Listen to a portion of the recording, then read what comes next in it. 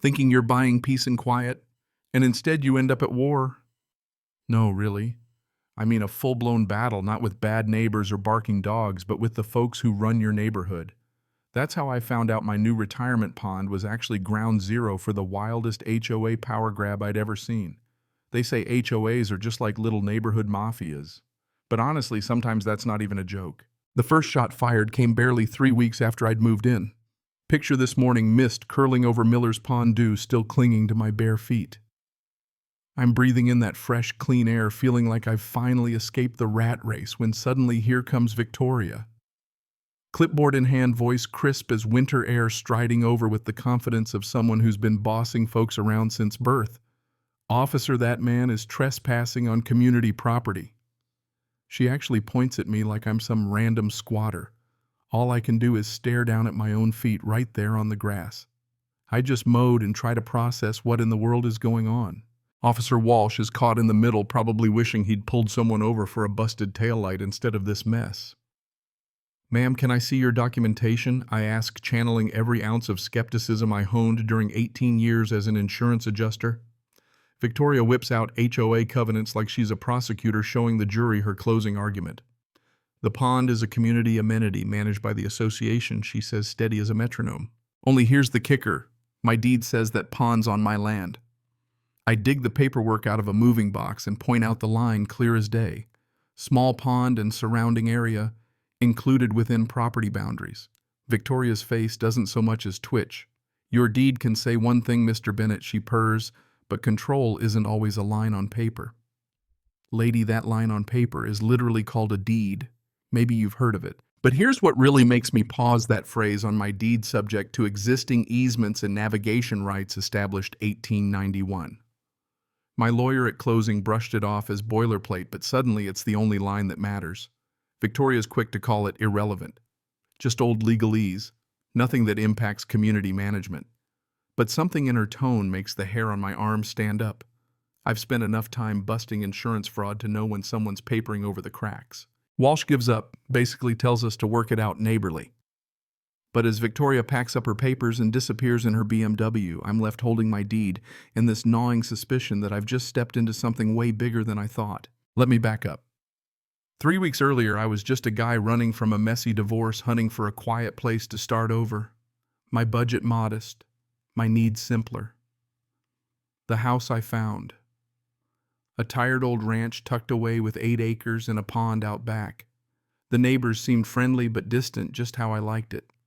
I started to imagine real peace fishing in the evenings, coffee by the water in the mornings, nobody knocking on my door. The first 2 weeks were exactly that. For the first time in years, I slept without meds. I fished every evening. Then on a Saturday, I woke up to the unmistakable buzz of a boat motor. There were 2 guys fishing smack dab in the middle of my pond. "Morning. This is private property," I called out. But Pete, wearing a Wisconsin Badgers hat, just waved. "Oh, you must be new. The pond's for community fishing, $15 a month, totally voluntary." I stared. "People pay to fish my pond." "Sure. Victoria handles the details. She'll explain." Pete shrugged. That night, every insurance adjuster bone in my body tingled. I dove into old deeds, covenants, and legal forms. Turns out property rights can be as murky as a Minnesota pond in spring. Monday, I called the attorney from closing. His secretary quoted $200 an hour to research old survey documents. Yeah, right. Tuesday evening, Victoria showed up in person. Friendly professional folder under her arm. "I'm Victoria, HOA president. Heard you had questions." She laid out the covenants. Section 8, shared amenities, community pond managed by the HOA. When I pointed out my deed, she just smiled. "Ownership and management are different things, Marcus."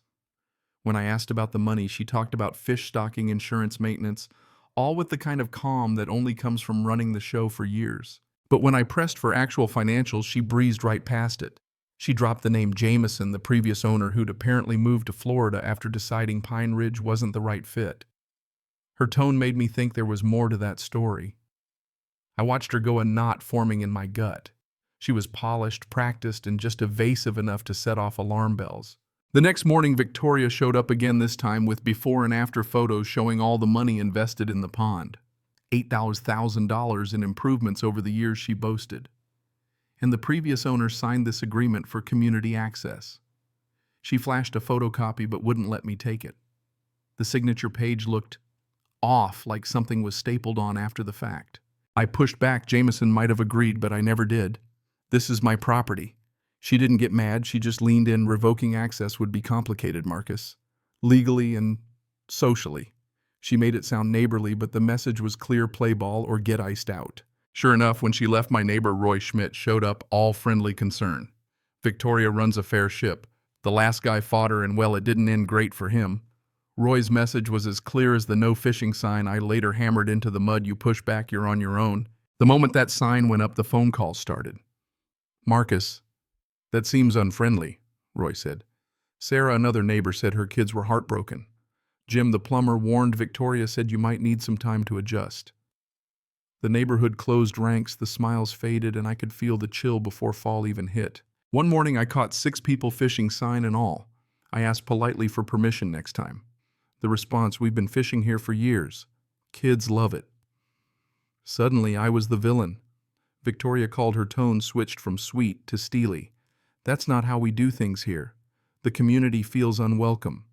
She mentioned a possible assessment, $300 a month, targeted at me. Community here for you, she said, but it sounded more like a warning. Social isolation hit hard. Neighbors looked away. Kids who once waved now pretended I was invisible. The whole time I kept digging. I found out Jameson, the last owner, had sold at a loss, desperate to get out.